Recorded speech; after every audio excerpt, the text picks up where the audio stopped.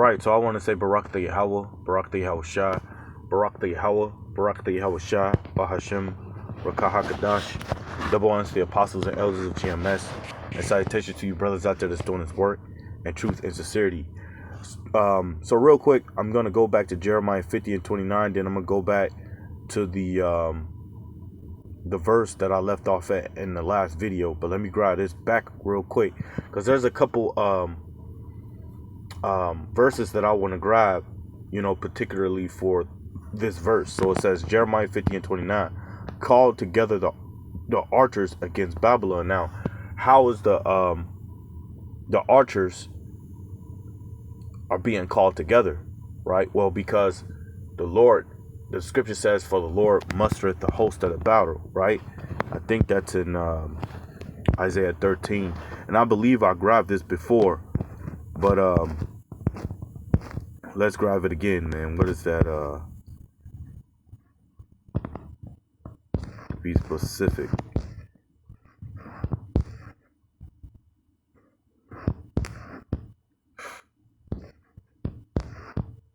Right, so this is Isaiah 13:4. The noise of a multitude in the mountains, like as of a great people, a tumultuous noise of the kingdoms. It says, of nations gathered together. Yahweh, it says, Yahweh of hosts musters the host of the battle. So the Lord is who controlling the situation that is taking place within the nations. He's brewing up their minds, their spirits, to go to war with each other, right? And real quick, these are the scriptures that I wanted to grab with this particular verse. So Proverbs 20 and 24, and it says, a man's goings are of Yahweh. How can a man then understand his own way? So the Lord, he's controlling everything out there, man. Remember, if you go into the book of Kings, where the scripture says he sent the lion spirit, I believe it was King Ahab, to go to war in Ramoth Gilead. And what did the spirit tell him?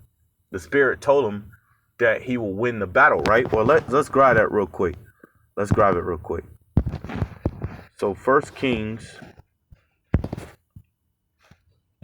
22 and 22, right? So it says, and Yahweh said unto him, wherewith? It says, and he said, actually, let me start at 20. It says, and Yahweh said, who shall persuade Ahab that he may go up and fall at Ramoth Gilead? So the Lord already had a plan for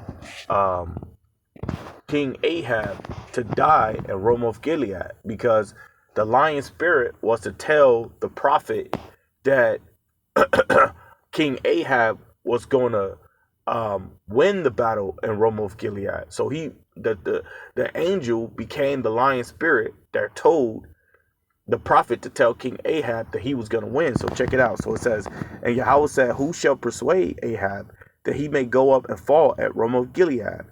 And one said on this matter, and another said on that matter. And these are angels speaking to Yahweh.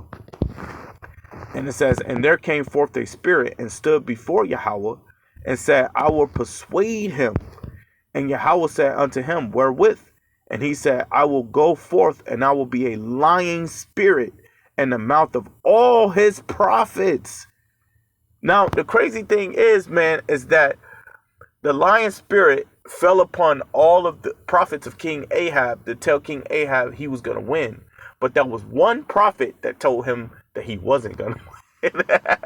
One prophet that he didn't believe, because this prophet was a prophet that always told him that he was going to die, that he was going to perish. Right? And he said, thou shalt persuade him and prevail also. Go forth and do so. Now therefore, behold, Yahweh hath put a lion spirit in the mouth of all these thy prophets, and Yahweh hath spoken evil concerning me. But Zechariah, how you say that? Zedekiah, I don't know how to say that name, Salakia, the son of Chinam, went near and smote Micah on the cheek, and said, Which way went the spirit of Yahweh from me to speak unto thee? And Micah said, Behold, thou shalt see in that day, when thou shalt go into an inner chamber to hide thyself. And the king of Israel said, Take Micaiah and carry him back unto Amon, the governor of the city, and to Joash, the king's son. Now, I'm not going to read it all. If you want to, you could read it all. But the point of the matter is that the Lord controls every situation, man. The Lord sends the angels down to persuade certain men to do his bidding. So people really believe that in their own mind that they're doing whatever they want to do, when in actuality, the Lord is controlling the situation, right? So let's get Jeremiah 10 and 23, right? So it says, O Yahweh, I know that the way of man is not in himself. See, the way of man is not in himself. The Lord is playing all the pieces on the chessboard, on the chessboard, man. Like if you ever watched the anime show called Naruto, right? When Shikamaru, when he played what is it called? Shogi. He played with other people, but also he played by himself, right? The one time. And he was able to control all the pieces on the board. Yahweh is the one controlling all the pieces on the board, man. So all the moves that these nations are making, Yahweh have control over all of it, man. So it says, O Yahweh, I know that the way of man is not in himself. It is not in man that walketh to direct his steps. So it's not in man that walketh to direct his steps, right? Let me grab this. This is the book of Job 33:15. So it says, And a dream and a vision of the night, when deep sleep falleth upon men, and slumberings upon the bed, then he openeth the ears of men, and sealeth their instructions. So there you go. That's what I wanted to grab out of Jeremiah 50 and 29. So let's go back to where we stopped at. So that's Jeremiah 50 and 38. A drought is upon her waters, and they shall be dried up, for it is the land of grieving images, and they are mad upon their idols. And I was mentioning, lakes that was drying up.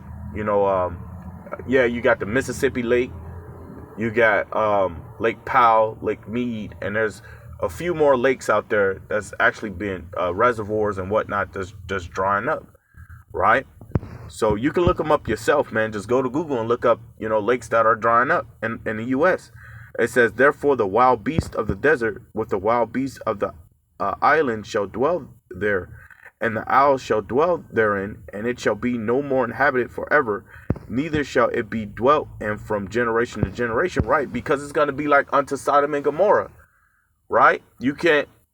Nothing can grow in Sodom and Gomorrah, right? You can't build nothing there, right? Same thing that's going to happen to this land, man. The only thing that's going to dwell here is wild beasts, man, right? Because when them nuclear missiles go off, it's gonna set off a it's gonna set off, I don't know the word for it, but nothing's gonna be able to grow. It's gonna set off a chemical that's gonna keep things from growing, man. It says Jeremiah 50 and 40, as the Most High overthrew Sodom and Gomorrah, it says, in the neighboring cities thereof, saith Yahweh, so shall no man abide there, neither shall any son of men dwell therein. Behold, a people shall come from the north, and a great nation, and many kings shall be raised up from the coast of the earth. They shall hold the bow and the lease. They are cruel and will not show mercy. So they're not going to show any mercy to America, man. Well, America did not show any mercy unto their nations when they went up in there and they pushed their political views, and they set up certain people they wanted and what you would call the presidency of those nations, right? So it says, they shall hold the bow in the lands. They are cruel and will not show mercy. Their voice shall roar like the sea, and they shall ride upon horses, every one put in array like a man to the battle against thee, O daughter of Babylon. Right? So I'm going to end it from there and say, Barakatah Yahweh, Barakatah Yahweh Shah, Barakatah Yahweh, Barakatah Yahweh Shah, Bahashem, Rakah HaKadosh, Davans, the apostles and elders of GMS, and salutations to you brothers out there that's doing this work in truth and sincerity. Lord willing, this was edifying. Shalom.